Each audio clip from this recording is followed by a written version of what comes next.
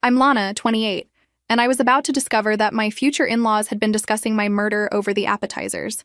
Of course, I didn't know that yet. All I knew was that I was sitting at the most expensive table in Manhattan's finest restaurant, watching my fiancé's family treat me like I was completely invisible. Marcus had insisted we meet his family the night before our wedding. It's tradition, he'd said, booking a private dining room at Le Bernardin that probably cost more than most people's rent. What he hadn't mentioned was that despite every single one of them speaking perfect English, they'd spend the entire evening chattering away in Mandarin like I was a piece of furniture. Where are you watching from today? Drop your location in the comments below and hit that like and subscribe button if you've ever felt like a complete outsider at your own celebration. You'll definitely want to stick around for what happened next. The Sun family had the kind of old money that whispered instead of shouted, but their treatment of me was loud and clear. Marcus's mother, Helen, wore diamonds that could probably fund a small country. His sister, Jessica, kept checking her phone every time I tried to speak, and his father, Richard, barely acknowledged my existence beyond a polite handshake when we'd arrived. "This wine is exceptional," I said during a lull in their conversation, hoping to contribute something to the evening. Helen smiled that perfectly practiced smile wealthy women perfect in finishing school. "Yes, dear. Marcus has excellent taste." Then she immediately launched into another rapid-fire conversation in Mandarin with Jessica, both of them glancing at me occasionally and laughing at what were clearly inside jokes. Marcus joined in enthusiastically, his face more animated than I'd seen it in months. Now, I'm not a suspicious person by nature, but when your fiancé's entire family acts like you're not there on the night before your wedding, it tends to make you a little paranoid, especially when they keep looking at you while speaking a language you don't understand. The irony wasn't lost on me that I was marrying into a family that had already decided I didn't belong at their table. But hey, at least the champagne was good, right? "I need to use the restroom," I announced, placing my napkin beside my barely touched plate. Marcus glanced up from his animated discussion with his father. "Of course, sweetheart. Take your time." Such a caring response. Really made me feel like part of the family. As I walked toward the back of the restaurant, I couldn't shake the feeling that this dinner was some kind of test I was failing spectacularly. Little did I know it wasn't a test at all. It was a celebration. The ladies' room at Le Bernardin was fancier than my first apartment. All marble and gold fixtures, with the kind of soap that probably cost more per pump than I spent on groceries in a week. I stood in front of the mirror, trying to convince myself that feeling excluded at my own rehearsal dinner was normal family dynamics, not a red flag the size of Texas. That's when I heard the door open behind me. "Excuse me," a soft voice said. I turned to see one of the servers, a young woman who'd been quietly refilling water glasses at our table all evening. She looked nervous, her hands fidgeting with the small towel she carried. "Can I help you with something?" I asked, assuming she had a question about our service. She glanced at the door, then stepped closer, lowering her voice to barely above a whisper. "I need to tell you something important. About what they were saying at your table." My stomach dropped. "What do you mean?" "I understand Mandarin," she said, her eyes wide with something that looked like fear. "They weren't just talking about wedding plans." I felt my face go cold. "What were they talking about?" She moved closer, checking the door again. "They have plans for you. Bad plans. After tomorrow, after you sign the marriage papers." Her voice was shaking now. "You need to leave. Tonight. Don't go back to that table." I stared at her, my brain struggling to process what she was saying. "I'm sorry. What exactly did you hear?" "They were talking about making it look like an accident," she whispered urgently. "Something about drinks and water and making sure you can't swim." The detail hit me like a physical blow. I'd told Marcus about my fear of water during one of our early dates, confessing that I'd never learned to swim because of a childhood trauma. Why would his family know that unless... "You think they want to hurt me?" The question sounded insane even as I asked it. "I think they want to kill you," she said bluntly. "Tomorrow night, after the ceremony, they mentioned insurance money and your business." My business. The web design company I'd built from nothing, that was worth considerably more than most people realized. The life insurance policy Marcus had convinced me to increase just last month for our financial security. "Listen," the server continued, grabbing my arm gently. "I could be wrong. I hope I'm wrong. But what if I'm not? What if waiting to find out costs you everything?" I looked at this stranger who had nothing to gain by lying to me and everything to lose by speaking up. Her uniform name tag read Amy, and her expression was dead serious. "Is there another way out of here?" I asked. Relief flooded her face. "Follow me." The service elevator felt like it descended into another universe. Amy led me through a maze of kitchen corridors while my mind reeled from what she'd told me. 20 minutes ago, my biggest worry was whether my future in-laws liked me. Now I was apparently fleeing for my life through the back of a five-star restaurant. There's a delivery entrance, Amy explained as we hurried past confused kitchen staff. Opens directly onto the street. Do you have somewhere safe to go? Did I? My apartment lease was in Marcus's name. Most of my friends were his friends. My family lived in Ohio. For someone who thought she had her life figured out, I was remarkably isolated. Funny how that works out, isn't it? I'll figure something out, I said, trying to sound more confident than I felt. Amy stopped at a heavy metal door marked Authorized Personnel Only. Be very careful who you trust. If what I heard is true, they've been planning this for a while. She pushed open the door, and cool night air hit my face. The alley was dimly lit, nothing like the elegant dining room I'd fled from. Thank you, I said, turning back to her. I don't know how to— Just stay alive, she said simply. That's thanks enough. The door closed with a soft click, leaving me alone in a Manhattan alley, wearing a designer dress and questioning everything I thought I knew about my fiancé. My phone buzzed almost immediately. Marcus, where are you? You've been gone for 15 minutes. I stared at the text, my thumb hovering over the keyboard. What was I supposed to say? That I'd just escaped our rehearsal dinner because a server overheard his family planning my murder? That sounded crazy even to me. Got really sick suddenly, I typed back. Had to leave. Food poisoning, maybe. Oh no, are you okay? Should I come check on you? No, I typed too quickly, then tried to soften it. Just need to rest. Don't want you getting sick before tomorrow. See you at the ceremony. Okay, feel better. Love you. I stared at those 3 words on my screen. Love you. Did he mean it? Or was he just really good at this whole psychopath thing?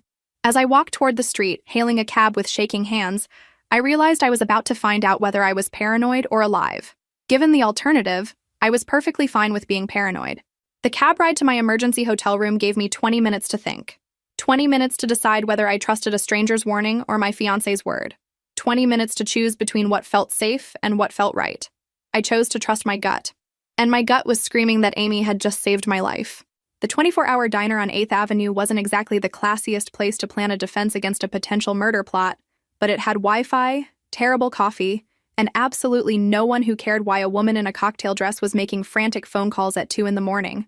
I'd spent the last 4 hours researching everything I could find about the Sun family, and what I'd discovered made my blood run cold. Not detailed criminal records, those aren't exactly available on Google, but enough newspaper mentions and social media posts to paint a disturbing picture. Marcus's uncle Richard had been married 3 times.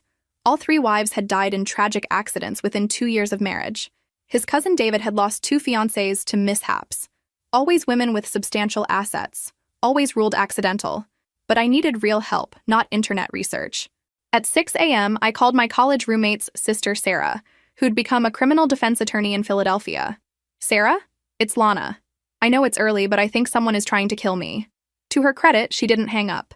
She listened as I explained everything. The dinner, Amy's warning, the family's suspicious history. You're absolutely right to be concerned, she said finally. This pattern you're describing could be evidence of a larger scheme.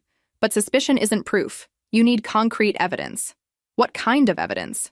Recordings would be ideal. Documentation of intent. Something that shows premeditation. I thought about Amy's terrified face about the conversation she'd overheard. What if I could record them talking about it again? That could work, but Lana, if these people are as dangerous as you think, getting that recording could put you in more danger. I'm getting married in 6 hours, I said quietly. If I don't do something now, there might not be a later to worry about. Sarah was quiet for a moment. Where's the wedding? The plaza. They've booked the ballroom and bridal suites. Okay. If you're determined to do this, you need to understand New York's recording laws. You're in a one-party consent state, which means you can legally record conversations you're part of. But you need to be smart about it. She walked me through the technical requirements while I downloaded a recording app to my phone. By the time we hung up, I had a plan. It wasn't a great plan, but it was better than walking blindly into what might be my own murder. I had 5 hours until the ceremony.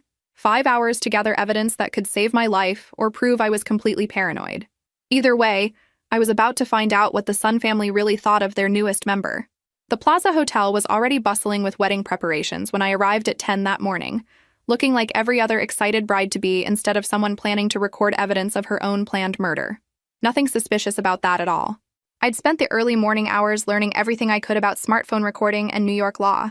The recording app was hidden 3 screens deep in my phone, accessible with a simple swipe pattern that I'd practiced until it was muscle memory. The bridal suite was exactly what you'd expect from the plaza, all cream silk and crystal, with enough mirrors to make a person dizzy. Helen and Jessica had arranged to get ready here together, a family tradition they'd mentioned at dinner.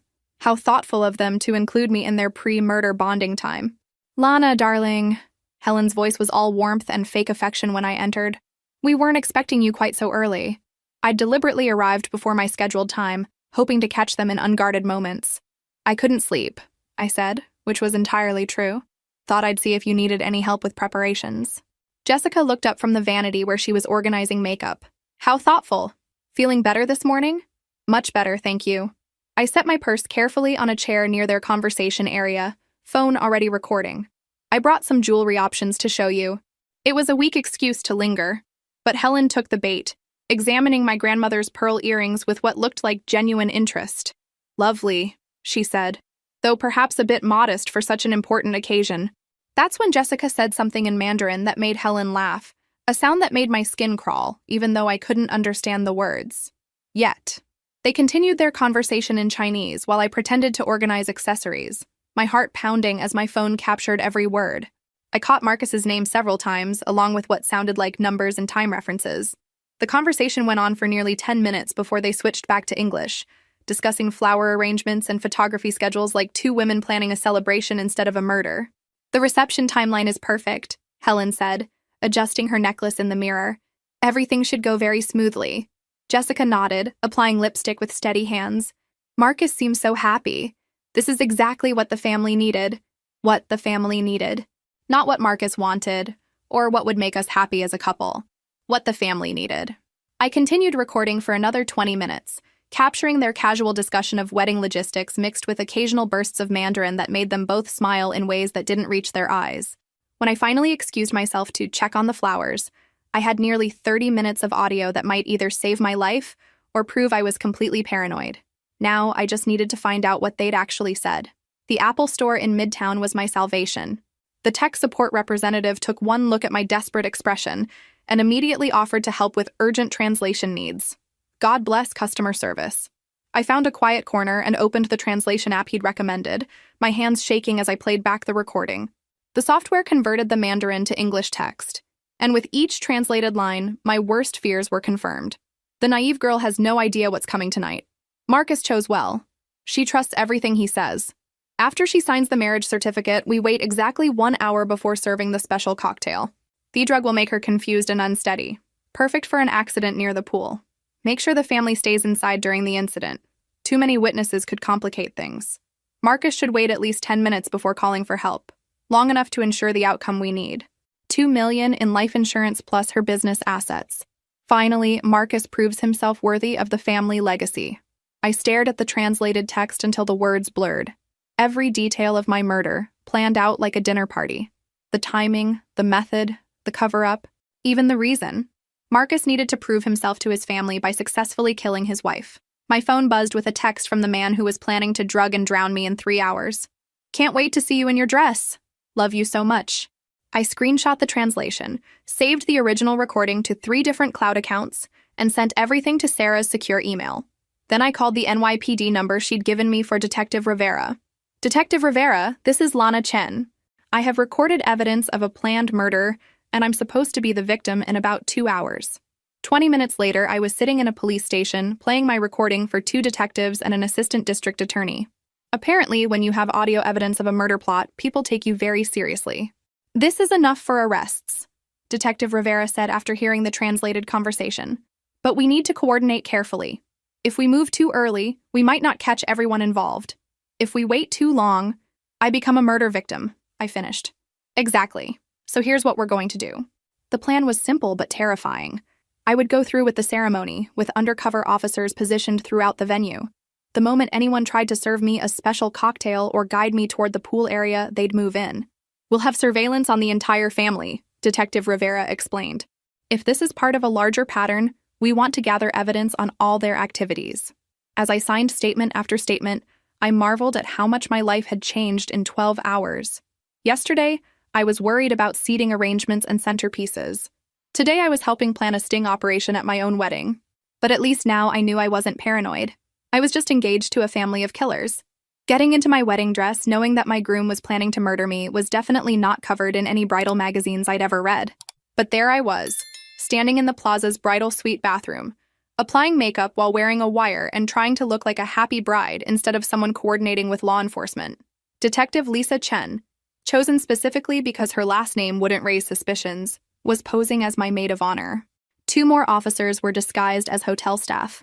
The plan was elegant in its simplicity. Let the family proceed with their plot until they made an overt move, then arrest everyone involved. "How are you holding up?" Detective Chen asked as she helped me with my veil. "Honestly, I'm terrified," I admitted, but also kind of angry. They really thought I was that stupid. A knock on the door interrupted us. "Lana?" Marcus's voice. "Can I see you for just a minute before the ceremony?" I opened the door to find my fiancé looking genuinely nervous and excited. For a split second, looking at his familiar face, I almost wondered if I'd gotten everything wrong. This was the man who brought me coffee in bed and remembered how I liked my eggs. Then I remembered the recording. Marcus chose well. She trusts everything he says. "You look absolutely beautiful," he said, his smile seeming completely genuine. "I just wanted to tell you how excited I am about starting our life together." "Me too," I lied smoothly. "I can't wait to be part of your family." His eyes lit up at that. "They're going to love having you as a daughter. Really love it." I bet they are, I thought. Especially the part where I die and leave them $2 million. He kissed my forehead gently. "See you at the altar, Mrs. Sun." As he walked away, I marveled at his performance. If I hadn't heard that recording, I would have believed every word. Either he was an exceptional actor, or psychopathurin deep in the Sun family. Possibly both. The ceremony itself was surreal. 200 guests, a string quartet, flowers that cost more than most people's cars.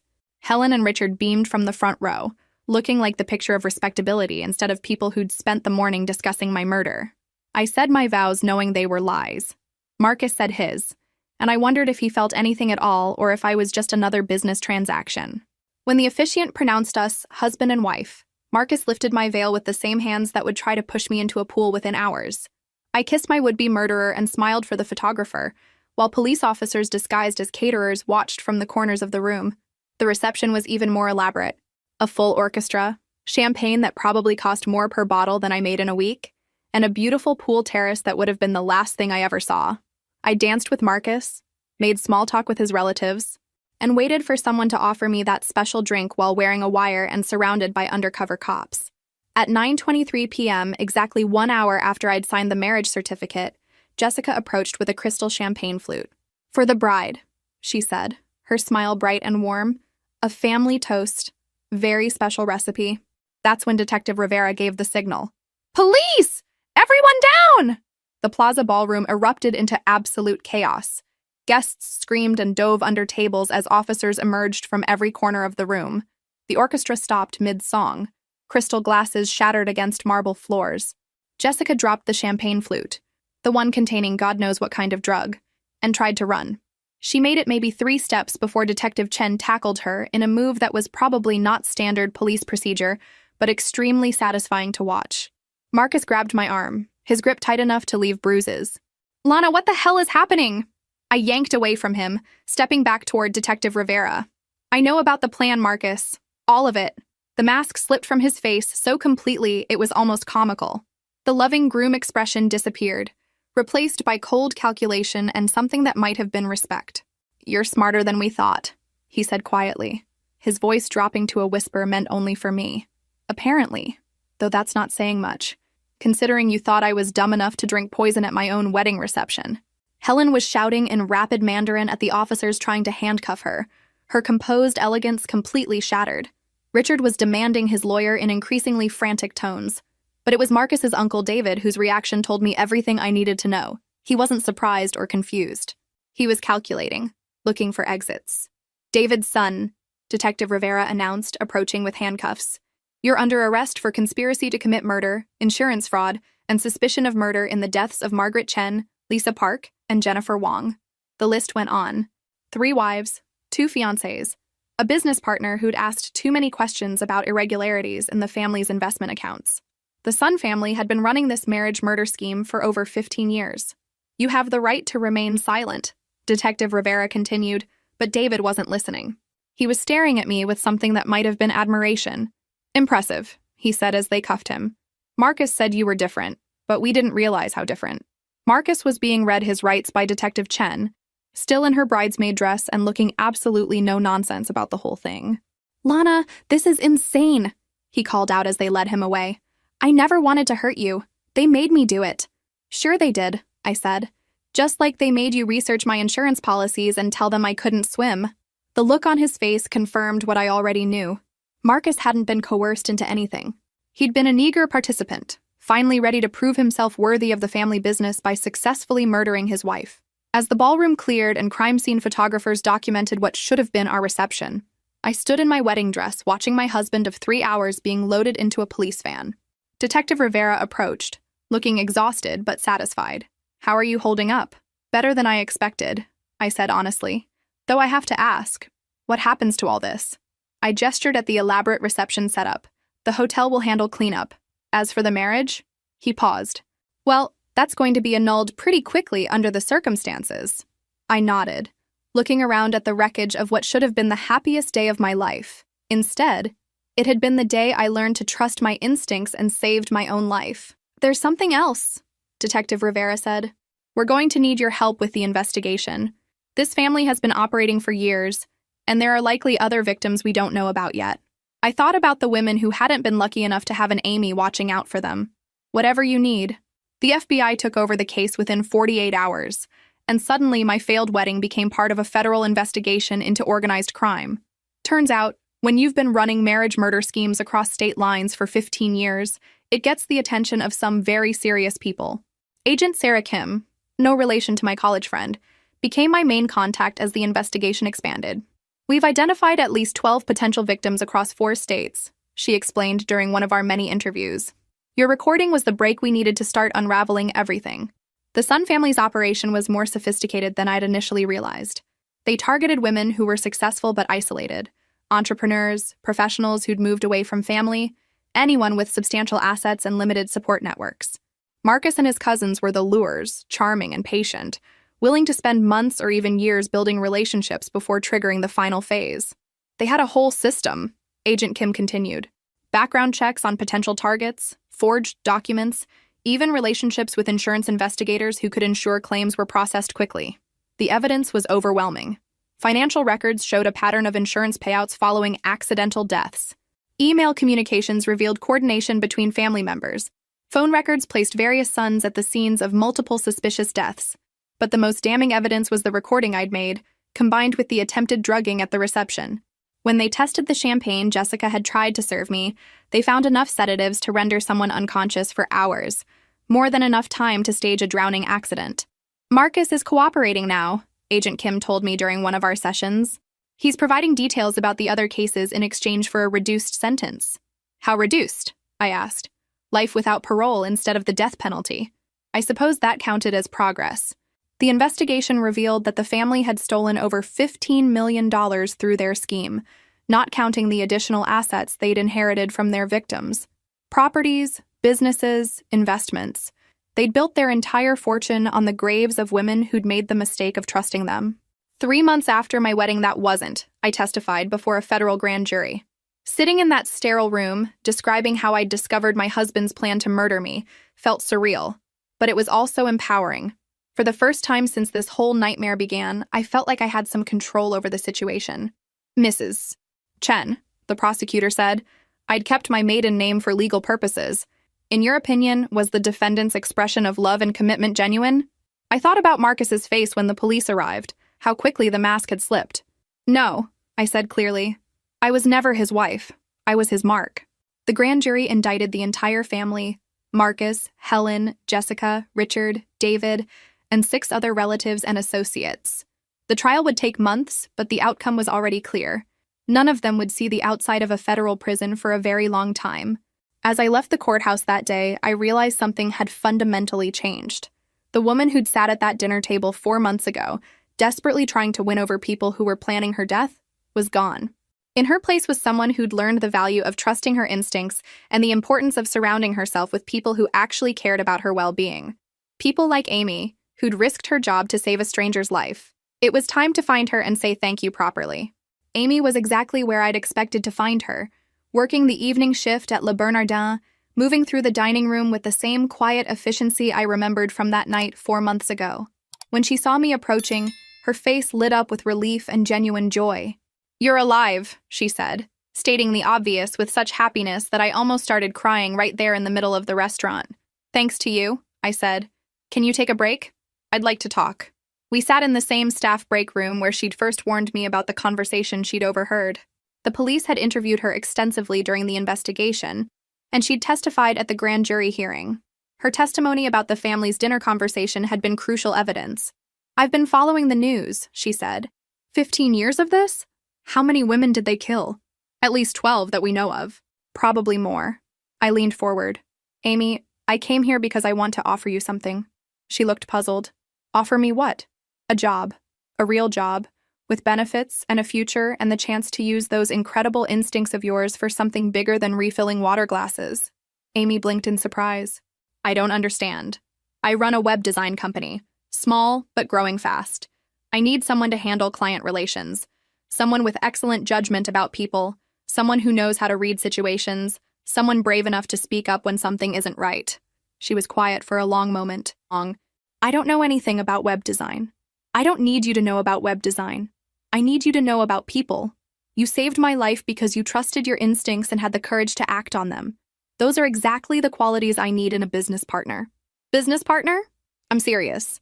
I'm 20% equity, full benefits, and a salary that's triple what you're making here. What do you say?"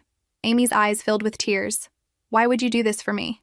"Because you did something for me that you didn't have to do. You got involved when it would have been easier to mind your own business. You risked your job, your safety, maybe even your life to warn someone you didn't even know." I paused. "The world needs more people like you in positions where they can make a difference." She wiped her eyes and smiled. "When do I start?" "Tomorrow, if you want.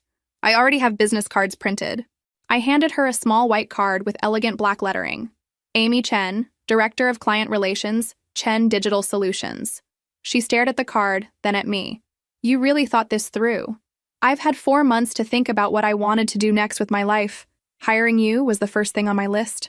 6 months later, Amy was running the client side of my business with an efficiency that amazed everyone who worked with us. She had an uncanny ability to read people, to sense when clients were being honest about their needs or trying to hide problems that would affect their projects. "It's the same skill I used at the restaurant," she explained when I complimented her intuition. "You learn to anticipate what people need before they ask for it." But more than her professional skills, Amy brought something to the business that I hadn't realized was missing: genuine human connection. She remembered clients' children's names, asked about their hobbies, created relationships built on trust and mutual respect. Our client retention rate went from 70% to 95% within 6 months of her joining the company. Word-of-mouth referrals increased by 200%. We were doing better work for better people, and both Amy and I went home every day feeling like we'd accomplished something meaningful. "Do you ever wonder what would have happened if you hadn't warned me?" I asked her one evening as we were closing up the office. Amy considered the question seriously. "I think about it every day. Not just what would have happened to you, but what would have happened to the next woman and the one after that." She was right. By speaking up, Amy hadn't just saved my life. She'd helped stop a criminal enterprise that had been destroying families for 15 years. "Thank you," I said quietly. "For all of it. Thank you for listening," she replied, "and for giving me the chance to do something that matters." The newspaper article came out exactly 1 year after what the media had dubbed the Plaza Hotel murder plot. I was quoted extensively, along with FBI agent Kim and Detective Rivera, who'd been promoted partly based on his work on our case. The Sun family marriage murder scheme resulted in 23 arrests and the recovery of over $15 million in fraudulent insurance claims. I read aloud to Amy over coffee in our expanded office space. Federal investigators believe at least 12 women were killed over a 15-year period, with the actual number likely higher. Amy looked up from her laptop where she was reviewing contracts for our newest client, a chain of boutique hotels that wanted a complete website overhaul. 23 people. Can you imagine how many more women would have died if you hadn't figured it out? I couldn't imagine it, actually. The life I'd been living a year ago, trusting, naive, isolated, felt like it belonged to someone else entirely. The woman who'd sat at that dinner table desperately trying to fit in with people who were planning her murder had been afraid of confrontation, afraid of being alone, afraid of trusting her instincts. The woman I was now? She ran a successful business, had genuine friendships based on mutual respect, and never ignored her gut feelings about people or situations. You know what the strangest part is? I said to Amy. I'm happier now than I was before any of this happened. Amy smiled. That's not strange. That's what recovery looks like. She was right. I'd spent most of my 20s trying to make myself smaller, more acceptable, more palatable to people who didn't deserve my effort. I'd dated men who took more than they gave, maintained friendships that drained my energy, and prioritized other people's comfort over my own safety. Now I had boundaries that people respected because I enforced them. I had a business that thrived because I made decisions based on logic and instinct rather than fear and people-pleasing. I had a friendship with Amy that worked because we'd both learned the value of honest communication. My phone buzzed with a news alert. Marcus' son denied parole in federal murder conspiracy case. I showed the message to Amy, who nodded approvingly. Good. How long is he serving again? Life without parole. His mother got 25 years. Jessica got 15 years with testimony cooperation. I deleted the alert without reading the full article. I don't really follow it anymore. That chapter of my life is closed. Good for you, Amy said. Though I have to ask, any regrets about the whole situation? I considered the question seriously. Did I regret falling for Marcus's lies? Did I regret almost becoming another victim in his family's twisted scheme? You know what I regret? I said finally. I regret that it took almost getting murdered for me to learn to trust my instincts. I regret that I spent so many years seeking approval from people who didn't deserve it. But do I regret the experience itself? I paused. No, because it led me here, to this business, to our friendship, to the life I have now. Amy raised her coffee cup in a mock toast. To terrible experiences that lead to better outcomes. To people who speak up when they see something wrong, I countered. We clinked mugs, two women who'd found each other in the worst possible circumstances and built something good from it. There's something else, Amy said, closing her laptop and giving me her full attention. Remember that conference I went to last month? The one about women in business? I nodded. Amy had started speaking at conferences about trusting your instincts in professional situations, sharing our story as an example of why it's important to listen to warning signals. They want me to do a keynote speech at their national convention. 3,000 attendees. She paused for dramatic effect. And they're offering a consulting contract for their member businesses. I stared at her. Amy, that's incredible. Do you realize what kind of exposure that would mean for the company? I was hoping you'd say that. She grinned. Because I already said yes. 2 years later, I was standing in a conference room overlooking Central Park, watching Amy present our latest project to a room full of executives. She moved through the presentation with confidence and authority, fielding questions with ease and demonstrating the kind of professional presence that came from knowing exactly who she was and what she was capable of. Any other questions about the implementation timeline? Amy asked, scanning the room with the same sharp attention she'd once used to read restaurant customers. A hand went up. What kind of support can we expect during the transition phase? Excellent question, Amy replied. We'll have a dedicated team member assigned to your account throughout the entire process, with weekly check-ins and 24/7 technical support for the first 6 months. I watched from the back of the room, marveling at how far we'd both come. The woman who'd been refilling water glasses 3 years ago was now running client relations for a company that employed 15 people and worked with Fortune 500 companies. After the presentation, as the executives filed out discussing next steps and contracts, Amy joined me by the windows. That went well, I said. Better than well. I think we just landed our biggest client yet. She looked out at the city below.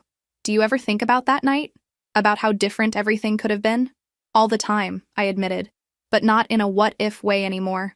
More in a thank God way. We stood in comfortable silence for a moment, watching people move through the streets below. Somewhere out there, in offices and restaurants and homes across the city, were people making split-second decisions about whether to get involved, whether to speak up, whether to trust their instincts about the people around them.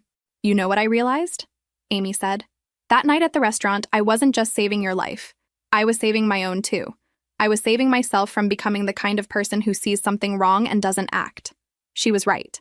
In choosing to warn me, Amy had chosen to be the kind of person she wanted to be. Someone who cared enough about strangers to take risks for their safety. I have something for you, I said, pulling a small velvet box from my purse. Amy looked puzzled as she opened it to reveal a simple gold necklace with a small pendant engraved with 2 words, Trust Instincts. It's beautiful, she said, her eyes filling with tears. But what's the occasion? The occasion is that 3 years ago, you trusted your instincts and changed both our lives completely. I wanted you to have something to remind you that your judgment is worth acting on. As Amy fastened the necklace, I thought about the different ways people define success. For a while, I'd thought success meant impressing people who were planning to kill me. I'd thought it meant fitting into spaces where I wasn't welcome, earning approval from people who didn't value me. Now I knew better. Success meant building something meaningful with people who deserved my time and energy. It meant trusting my instincts, creating genuine relationships, and using whatever influence I had to make the world a little bit safer for other people. My phone buzzed with a notification, a news alert about a business award our company had just received. I glanced at it briefly, then put the phone away. That kind of external validation was nice, but it wasn't what mattered most anymore. What mattered was walking into work every day knowing that Amy and I had built something good together. What mattered was the clients who trusted us with their businesses because they knew we'd do right by them. What mattered was the young women who heard Amy speak at conferences and learned to trust their own instincts about dangerous situations. Ready to go celebrate that new contract? Amy asked, adjusting her new necklace. Absolutely. But first, I want to say something. I turned to face her directly. Thank you. Not just for that night at the restaurant, but for everything since then. For building this company with me, for being the kind of friend I didn't know I needed, for showing me what it looks like when someone chooses courage over convenience. Amy smiled, the same warm expression I'd seen in that restaurant bathroom 3 years ago when she'd decided to risk everything to warn a stranger. Thank you for listening, she said, and for proving that sometimes the worst thing that can happen to you becomes the catalyst for the best thing. As we left the conference room together, I reflected on the journey that had brought us here. The marriage that was actually a murder plot had taught me that my instincts were worth trusting. The stranger who'd warned me had become my closest friend and business partner. The life I'd thought I wanted had been replaced by something infinitely better. If this story resonated with you, make sure to like and subscribe for more stories about people who turn their darkest moments into their greatest triumphs. Remember, sometimes the people who try to destroy us give us exactly the motivation we need to build something better than what they tried to take away. Trust your instincts. Listen to the people who care about your safety, even if they're strangers. And never be afraid to walk away from situations that don't feel right, even when you can't explain why. Because sometimes the most important thing you can do is believe someone who has nothing to gain by lying to you and everything to lose by speaking up. Amy was that person for me. And because she chose courage over convenience, we both got to write a completely different ending to our stories than the one other people had planned for us.